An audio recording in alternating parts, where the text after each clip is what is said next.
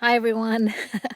So I'm continuing my series about people thought that I was crazy to do the Vermont Super 8, and I'm sharing my experience and what it actually is. So just to recap, what it is a route that is designated and mapped out that you download, and it changes every year, but it really is right around the same. It's 640 miles in a figure eight throughout the state of Vermont. So they do divide it up into South Lobe. Some people just want to do the South Lobe, which is 360 miles. Some people just do the North Lobe, which is 280 miles, or some people commit to doing the full 640 miles. And this is bike packing. So it is riding on a little bit of pavement, mostly gravel roads, and a lot of single track and remote roads. A lot of these are only have access to ATV roads or ATVs on these roads. So I was on some of these roads that only you can get to by ATVs, and let me tell you, some of the views were just absolutely amazing, and the farmlands that I saw were just absolutely beautiful. So I committed to doing the 640 miles, and that started as a grand depart right in the center, right outside the State House of Montpelier. So a group of 40 of us actually started all together, and so this part was I'm sharing with you why that I started something like this, and that it's always important for me to challenge myself, put myself into situations where I feel a little uncomfortable, taking on a challenge that feels daunting, but something that I can train for and to put myself through. And this was a huge deal. I mean, I was actually just even thinking about it, like waking up in a panic in the middle of the night about, getting lost or being out at night by myself and just being scared. So part of bike packing is that you bring with you everything that you need, your clothes, your your sleep system, and which is I brought my tent and sleeping bag, and food. So you can stop at stores to get food, but you don't have a lot of access to food. It's not like you can just run down to the corner and then you can just load up on food. You have to really be strategic about what you need at the time, and then also what you need later on, until you make it to the next stop. So that was a little scary, and planning all this out, it was a little scary, and having technology and making sure that everything was uploaded right and that I could follow it. So I was using a Wahoo Element and then also Ride with GPS on my phone. And I actually needed both of those to actually navigate where I was. And part of it is that you get lost too. And so, getting back on track. So that can be like the mental aspect of it. That can be really frustrating. And what ended up happening is that, my brakes failed on for the third time, and just when I thought that, after fixing my brakes two times, that would, be it. And it got a little bit frustrating and a little scary, and I was just thinking, like, how many more times am I going to have to go through this? Like, every other day my brakes were failing. And so the purpose of this was that it was just a great way to see the state of Vermont at this time, enjoying fall, the fall colors, even though it was a lot of elevation. And we're talking about, 60,000 feet of elevation in 640 miles. And so some days I was doing 8,000 feet of climbing, like a day in between. So one day was almost 8,000, another day was 6,000, another day was 8,000, and then the other day was a little bit less than that.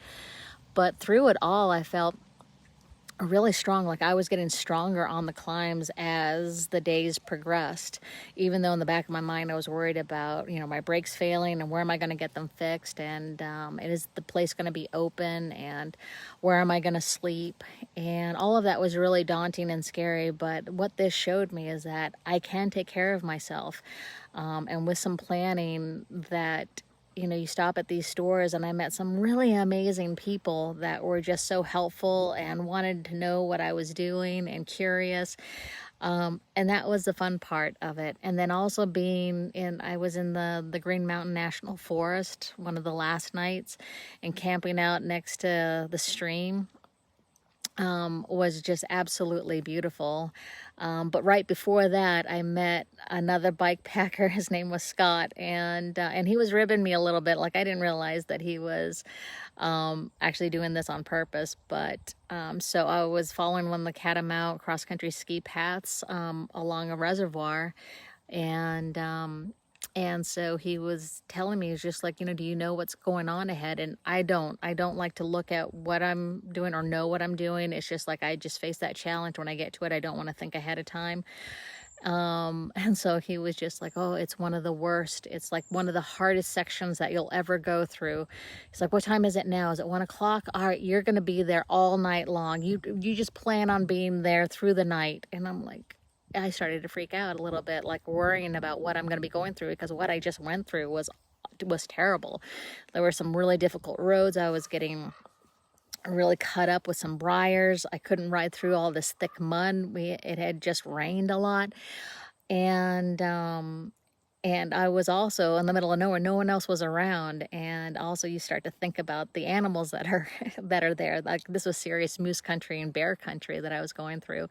And he was just telling me how it was, the worst section that I'll ever go through, and it's so hard and so difficult. And then he asked me, like, where am I sleeping? I'm like, oh, I'll just, find a spot in the forest and camp out. He's like, oh, beware. I'm like, what does that mean?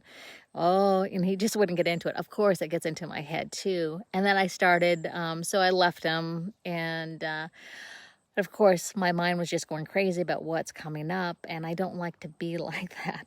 And so I started just like, oh, just forget about it and just, get it done. And and I just started to get mad. I'm like, this is nothing compared to what he's going to go through, because he was doing the South Lobe in reverse.